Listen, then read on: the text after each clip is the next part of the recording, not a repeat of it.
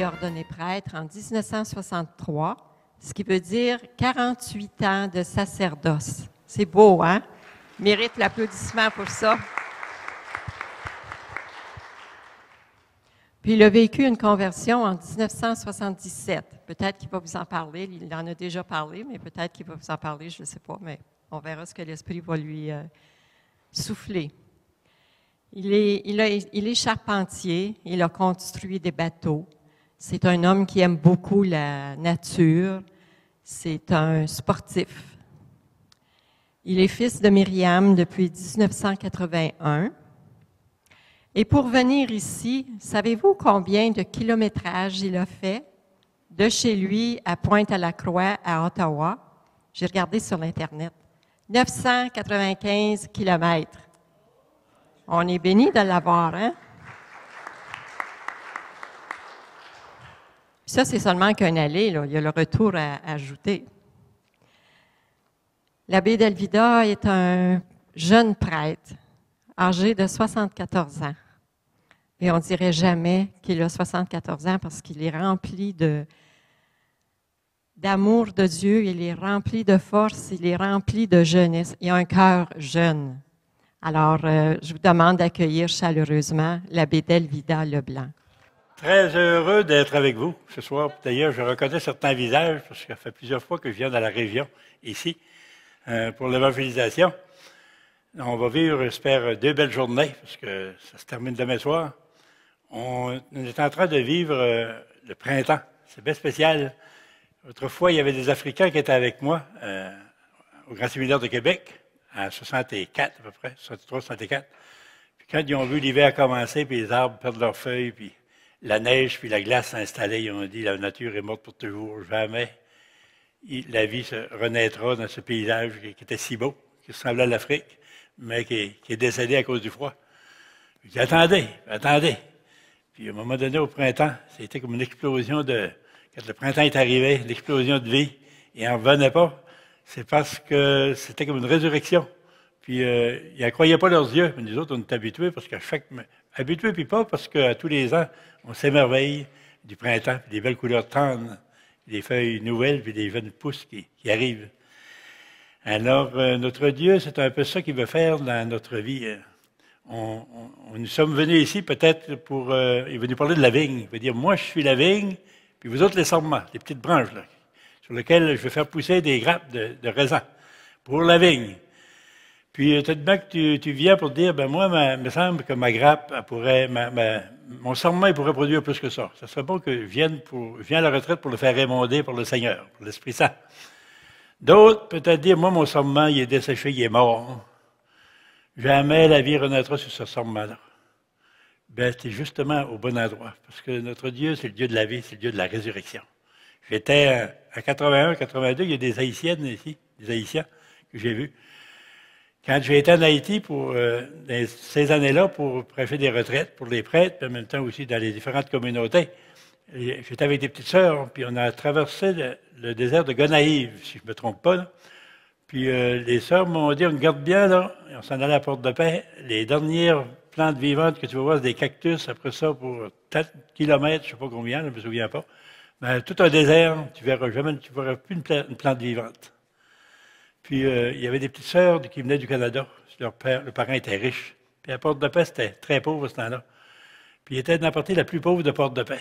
Puis, j'ai dit, quand je les ai vus, ils ne tiendront jamais le coup. Des enfants gâtés du Canada. Quand ils sont nés, ils nagent dans les richesses, puis tombés dans un pays qui a tellement de difficultés.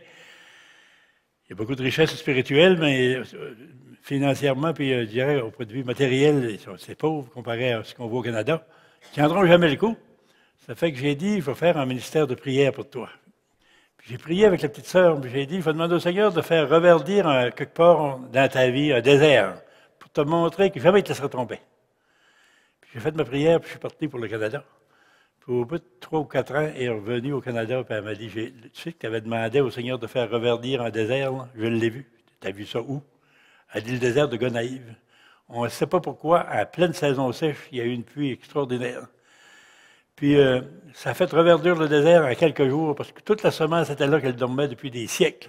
Puis, c'était comme une explosion de vie. Elle a dit, j'ai jamais tant vu de couleurs, puis de fleurs, puis de vie durant mon existence. Un désert qui avait refleuri. Juste, le Seigneur faisait ça pour me montrer une petite fille du Canada qui était à la bonne place dans sa mission, était allée porter de l'amour, puis qu'elle allait soutenir tant qu'elle serait là, jamais il l'abandonnerait.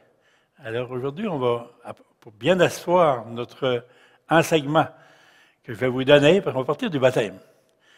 Le baptême de Jésus, un parallèle avec le baptême de Jésus, puis ton baptême, puis le mien.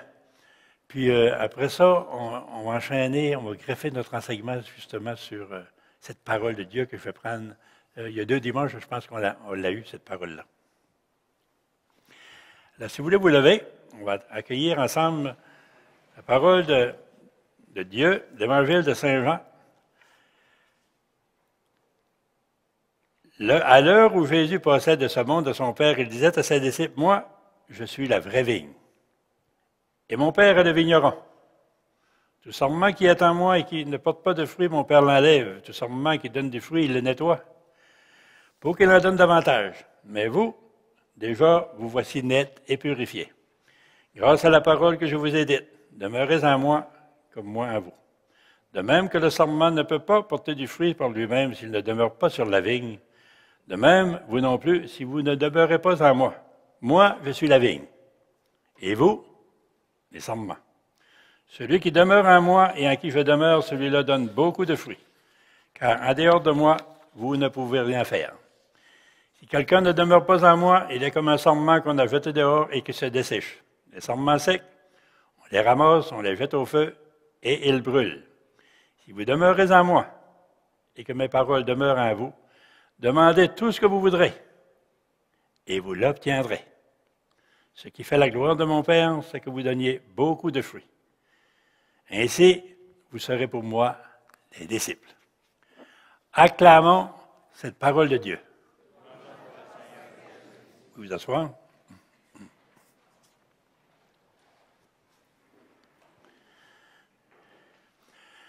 On va regarder cette parole-là, cette histoire de la vigne. La première fois que j'ai vu la vigne, c'était en Yougoslavie, je pense. Une vigne bien organisée, là.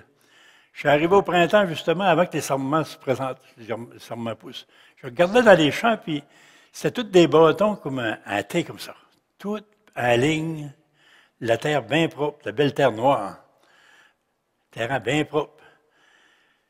Toutes des bâtons pareils. Je me disais moi-même, que tu connais rien, comment ils ont pu faire pour trouver tous des bâtons pareils? Puis pourquoi ils plantent des bâtons dans un champ comme ça, tout en ligne comme ça? C'est quoi qu'ils font avec ça? Bien, c'est parce que je ne connaissais rien. C'était la vigne, une vigne bien organisée. Mais on était là une quinzaine de jours. Puis les sarments, ça pousse vite au printemps. La floraison s'est mise là-dedans, puis les feuilles se sont mises à pousser, puis les sarments rapidement, puis ensuite de ça, les fleurs, puis ça n'a pas été long que les raisins sont apparus, parce qu'une vigne, il faut que ça se dépêche. Si on veut produire la vigne, parce que la saison n'est pas...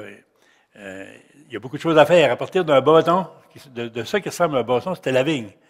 De produire des fruits, mais il y a toute une organisation. Nous autres, nos pommiers, toutes les branches sont là, poussées, puis il s'agit que ça fasse des fleurs, mais une vigne, il faut que les sarments poussent à partir du tronc, qui s'appelle la vigne. Puis Jésus, quand on voyait souvent des vignes comme ça, a pris cet exemple-là pour dire, puis il s'apercevait que lorsqu'un sarment se coupait du tronc, il fait chaud dans ces pays-là. Le sarment se desséchait, puis il ne produisait pas de fruits. Par contre, il y avait des sarments aussi qui étaient rien à faire, puis ils ne voulaient rien savoir. Ça fait qu'ils émondaient ça, ils les enlevaient. Ils font encore ça aujourd'hui. Puis d'autres qui travaillaient pour qu'ils en produisent davantage. Puis d'autres aussi, ils les greffaient. Ils les prenaient, puis ils les greffaient sur le tronc. Il y a un de mes amis, il a un chalet sur une terre en Gaspésie. Puis il a planté des pommiers. Puis il s'est amusé sur un pommier à prendre toutes sortes de branches des autres pommiers, puis greffer ça sur le même. Puis le même pommier produit une dizaine de pommes différentes. Puis ils prennent la vie dans le tronc qui était là, puis ils donnent une personnalité propre à ce qu'ils étaient. Ils venaient d'un tel pommier, ils produisaient telle sorte de pommes. Ils produisent encore les mêmes pommes, mais pas les mêmes que le pommier d'origine. Mais ils produisent des fruits. Alors Jésus, qui veut qu'on soit comme disciple, il a pris cet exemple-là, puis il a dit, moi je suis la vigne, vous êtes les sarments. Puis un baptisé, un baptisé, c'est quoi? Un baptisé, c'est quelqu'un qui a été mis à mort pour une mission d'amour. Puis, des fois, on a l'impression qu'on a été mis à part, justement, parce que le Seigneur nous aimait, puis il nous marquait de son amour, il nous habitait de sa présence, puis il disait, ben, fais ta vie humaine comme tu voudras, puis essaye de bien te conduire, d'être honnête, puis vivre dans la charité, puis dans la vérité, puis un jour, je t'accueillerai dans mon intimité, dans mon paradis. C'est important, ça. Puis c'est vrai, ça, que je vous dis, mais c'est bien plus important que ça. Le baptême, c'est plus important que ça. Le baptême, on est des personnes qui ont été retrouvées par le Père, comme des enfants qui étaient perdus puis qui ont été retrouvés. Puis, moi, dans mon pays, chez nous, les Acadiens, je suis d'origine acadienne, on a été déportés. Autrefois, on habitait la Nouvelle-Écosse, c'était l'Acadie. Puis, une question il y avait une guerre qui commençait entre la France et l'Angleterre. Puis, comme les Acadiens étaient neutres, ils ne voulaient pas se mêler des chicanes des Anglais et des Français. Mais les Anglais qui étaient propriétaires du pays, qui l'avaient conquis, au dépend de la France, il y avait des doutes sur la fidélité des Acadiens, puis en même temps aussi, il y avait des belles terres, c'était tout bien organisé, c'était 15 000 personnes environ. Alors, ils ont décidé de les éparpiller, de les déporter, puis à travers toute l'Amérique, plusieurs en Europe. Puis il y en a d'autres, comme mes ancêtres, moi, se sont sauvés qu'à l'automne. Ils n'ont pas pu les attraper parce qu'ils ont fui, ils ont eu la chance de fuir. Il y en a beaucoup qui n'ont pas eu la chance. Et alors, ils ont été éparpillés par toute l'Amérique, en Floride, sur la côte américaine, aux îles de la Madeleine. On en retrouve aussi à Mingan, du côté nord. Il y en avait partout, dans toute l'Amérique. Puis à Québec, il y en a qui se sont sauvés par la rivière Saint-Jean. Puis ils ont traversé jusqu'à Saint-Anne-de-Pocatier à Québec. Là, il y a des personnes malades, âgées.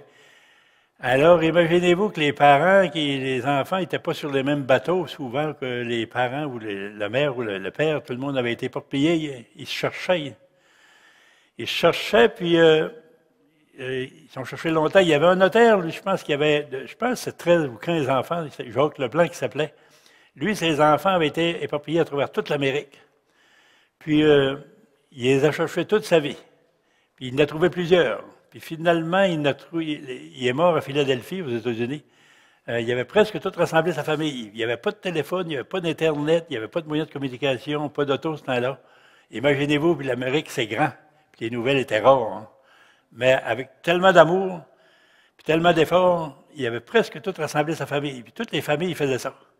Puis quand les enfants étaient retrouvés, évidemment, ça changeait toute leur vie. Ceux-là qui faisaient la pêche, bien, ils faisaient des bateaux plus gros, parce qu'ils disaient peut-être que l'année prochaine, il faudra aller chercher, il en manque encore une, la petite dernière.